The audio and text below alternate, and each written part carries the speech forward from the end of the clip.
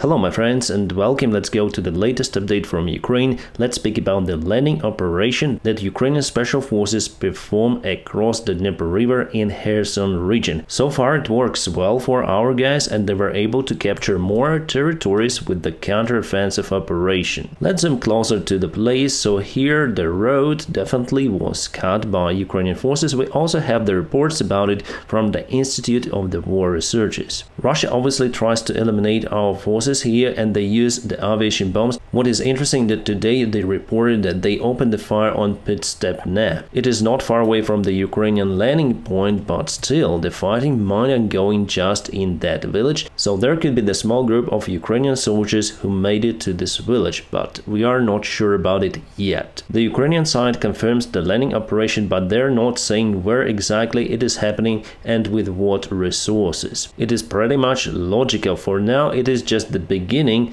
could be the beginning of something really bigger. So in general we have three of the major spots across the Dnieper River, the Ukrainian landing operations. First of all, it was conducted near to Antonovsky Bridge and our guys are there for more than 3 or even 4 months. The second landing operation was conducted not long time ago across the Dnieper River in Pridniprovsk village. There is also the railway bridge which wasn't destroyed completely, and just a few days ago the new landing operation happened over here and now expanding the territory under control, taking the road. So I would say this one is quite successful. A couple of months ago Ukraine also conducted the landing operation in Kazachia Lahiri, imprisoning lots of the Russian soldiers including the Russian officers, taking the ground, but after all our guys were forced to retreat because Russia sent more reinforcements. And here with the new strategy in this area, I think that Ukrainian army might be successful using more resources on the vast territory. But the main thing that we need are the bridges across the Dnieper River. Without them, it's impossible to accumulate the forces across the Dnieper River to conduct the massive counterattack on the Russian positions. Well, we can transfer some of the weaponry across the Dnieper, for example tanks and other stuff like artillery, but we need the constant, reliable supply lines. Without it, there will be no success of the future counteroffensive, so at least reliable pontoon bridges should be built somewhere in this area, and the air defense systems should ensure that Russia will not be able to use their aviation, but they also have the gliding bombs. They may drop them from 50 kilometers of the range somewhere from this area, and it's hard to shut down those airplanes that far from the territory which we should protect. That's why Ukraine is forced to use small forces, special forces, infantry equipped with some of the equipment which is not very powerful. Alright, let's go to the south where Ukraine is kind of successful taking more ground. We don't see on this military map update, but definitely Ukraine took this territory very close to this village. The village name is Nesteranka and Ukraine definitely took the ground. According to some independent resources, Russia opened the fire on our positions, however, but Ukraine still has 2 of the vectors, and also as you can see there is the Russian defense in this area, so Ukraine have to penetrate it near to this village, but our guys are forced to expand the bridgehead, otherwise there is the risk that Russia might attack from the west. As for Avdiivka, there are no huge changes for this hour. Russians tried to advance every time unsuccessfully. Well, actually they took some ground near to the railroad the day before yesterday, but it doesn't worsen the losses that they had and continue to have. Alright, so here we go with a new video from Avdiivka. The Russian infantry vehicles, there is some infantry on the top on both of them and they constantly moving ahead. The dozens of the previously destroyed war machines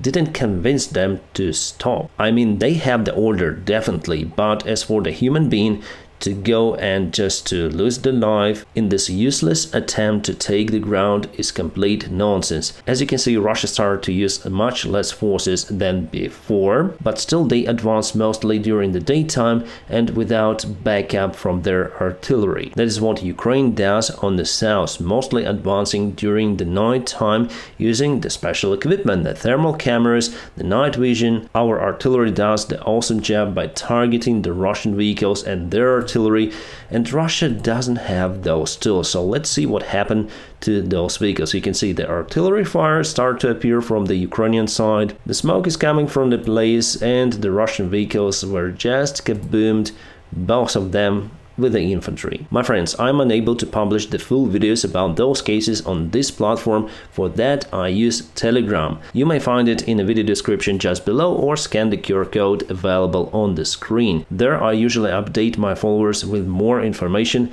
from Ukraine and not only. The other video shows the operation of the 5th Assault Ukrainian Brigade, which is using the tanks. So here's the tank, this is the destroyed Russian vehicle, and there is the place where the Russians are located, just in the trenches. It seems like they don't have RPGs or something else to withstand against the Ukrainian tank attacks. That is why this tank was very successful in kicking Russian soldiers out from their trenches. Here Russians had no place to hide.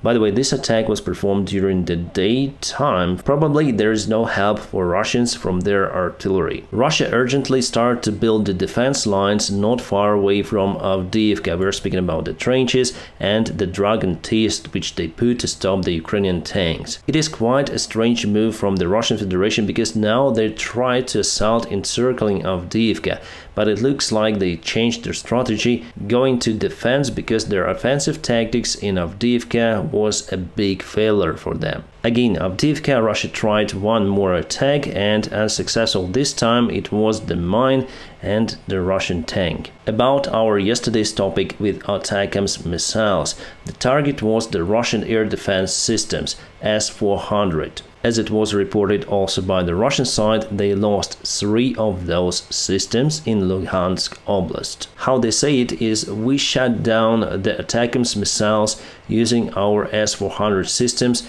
unfortunately with the price of the 3 S-400 systems. Avdiivka is not the only place where Russia performs the assault operations.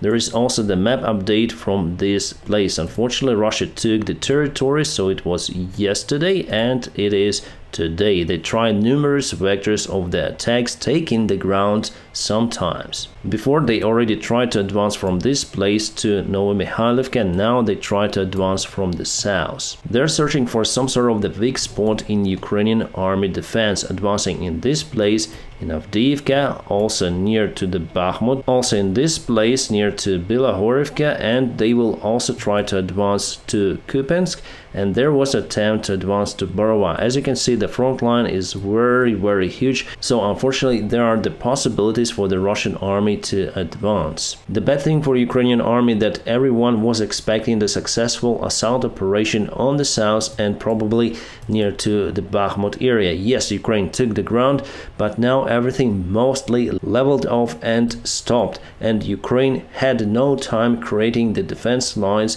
as Russia created, for example, on the south. So potentially there is the risk that Russia might penetrate the Ukrainian defense line in some certain area because it is weaker than the Russian one, for example, on the south. At the same time, there are very robust spots of Ukrainian defense, for example, here close to Avdiivka and near to Vuhledar, where Russians were totally demolished in their attack attempts getting those towns under control. Plus, from the next months, it's gonna be kind of wet, the autumn weather, cold weather, and after it winter, so Russia will not be able to perform the massive attack operations during the winter time, so Ukraine has the time to prepare to accumulate resources and advance during the springtime. However, our military officials said that Ukraine will continue non-stop assaults on the Russian positions even during the winter time. And here comes the video from the yesterday's Ukrainian ATACMS strike on the Russian air defense positions with S-400 systems.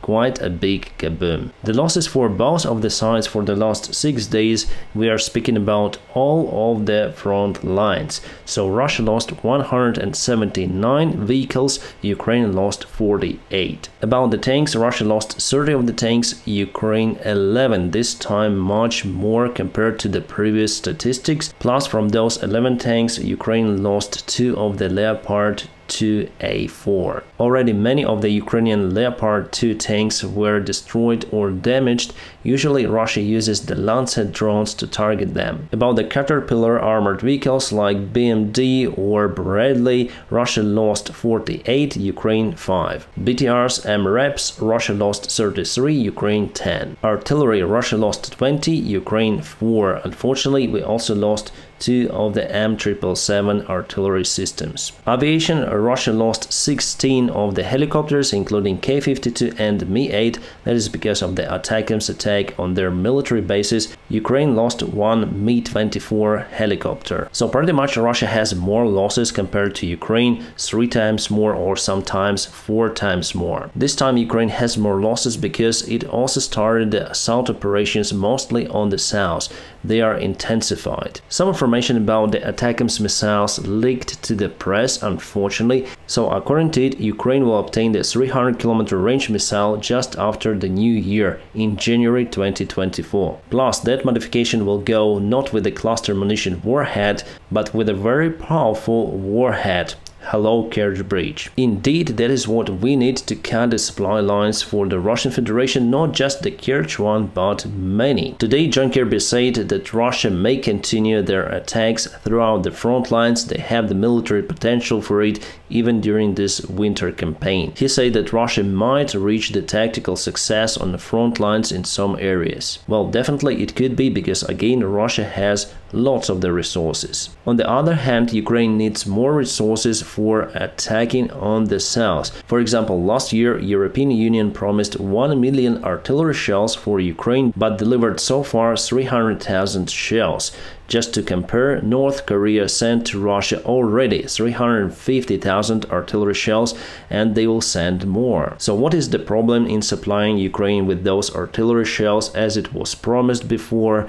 I think as usual it is bureaucracy. We also obtained the artillery shells from the United States of America, from Australia and some of the other countries, but the United States already promised to supply some of the part of the artillery shells to Israel. But it seems like Ukraine will obtain the new military package from the United States very soon. It's about $150 million. We'll have more air defense missiles, the HIMARS missiles, Stingers, artillery shells, TOWs, javelins, and many more. The American military tranche was already confirmed by the Secretary Antony Blinken. Also, the good news are coming from Denmark. They will supply Ukraine with some of the tanks, probably Leopard 1 or T-72, and also BMP-2 armored vehicles. Plus, again, the artillery shells and many more.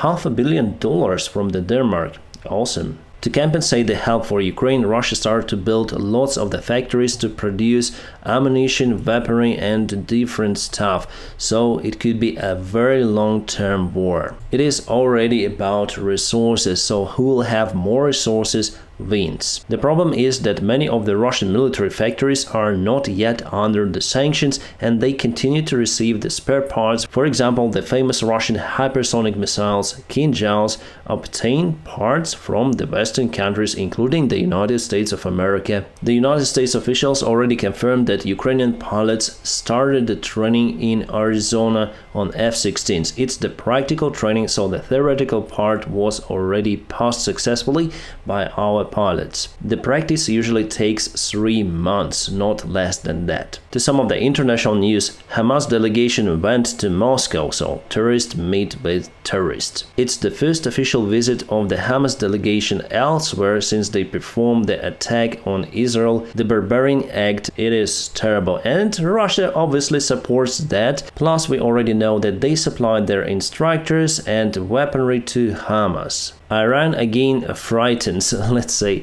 the United States of America that they will respond with all of their mighty power against the USA and Israel escalation in Gaza. We'll see. I think that they just can talk and support their small fanatic groups like Hamas or Hezbollah. Meanwhile, the United States Army is sending more forces to the Middle East, the operators of the air defense systems, plus the special forces that are ready to conduct very specific missions. I think that it is the good decision to reinforce the military bases of the United States in the Middle East, because just recently they were under the attacks by the unknown persons with unknown tools. Why the operation in Gaza hasn't been started yet? I think because United States needs the time to deploy their air defense and other units. By the way, today Israel performed a restricted attack on the Gaza Strip, the north part of it. They attacked with Merkava tanks and other forces, but later on withdraw their forces from the Gaza. It is not yet the full-scale operation of Israeli army over there, but it seems like they are getting ready each day.